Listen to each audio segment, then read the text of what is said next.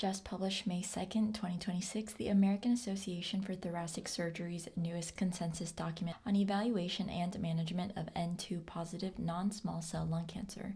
This consensus document has 13 statements on topics related to staging, determinants of unresectable disease, use of chemoimmunotherapy or targeted therapies, proper use of neoadjuvant and/or adjuvant therapy, restaging, and the safety of resection after chemoimmunotherapy.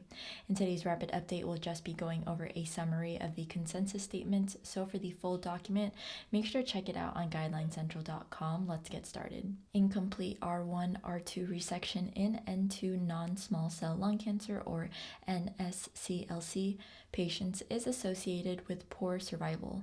It is recommended that every attempt is made to achieve an R0 resection.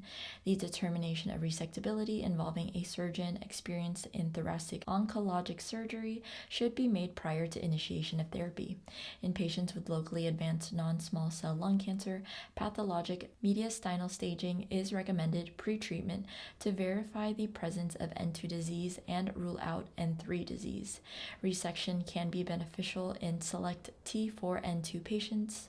Multidisciplinary discussion of these patients should be performed prior to determination of treatment.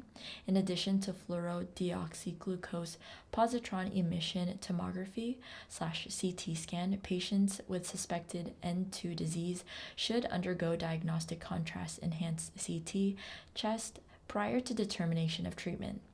Direct extension of tumor in continuity with bulky mediastinal nodal disease should be considered unresectable. Multi-station N2 disease with nodes greater than 3 centimeters or invasion to adjacent structures should be considered unresectable.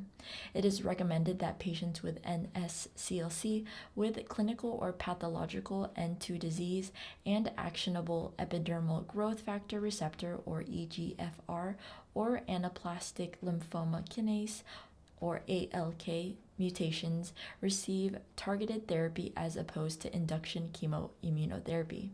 The degree of benefit derived from adjuvant immunotherapy in patients who have received neoadjuvant chemoimmunotherapy is unclear. Omittance of adjuvant immunotherapy may be considered in patients with pathologic complete response, especially in those who have had complications from such treatment in the neoadjuvant setting.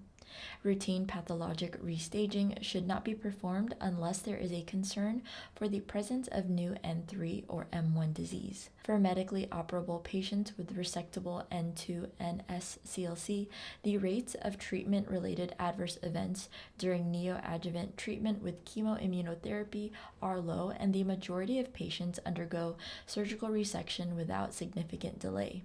Surgical resection can be performed safely after neoadjuvant chemoimmunotherapy in patients with resectable N2 NSCLC with low rates of pneumonectomy and high rates of R0 resection. For medically operable patients with resectable N2 NSCLC disease and without actionable EGFR or ALK mutations, neoadjuvant chemoimmunotherapy is preferred over neoadjuvant chemotherapy in order to optimize both pathological response and long-term survival.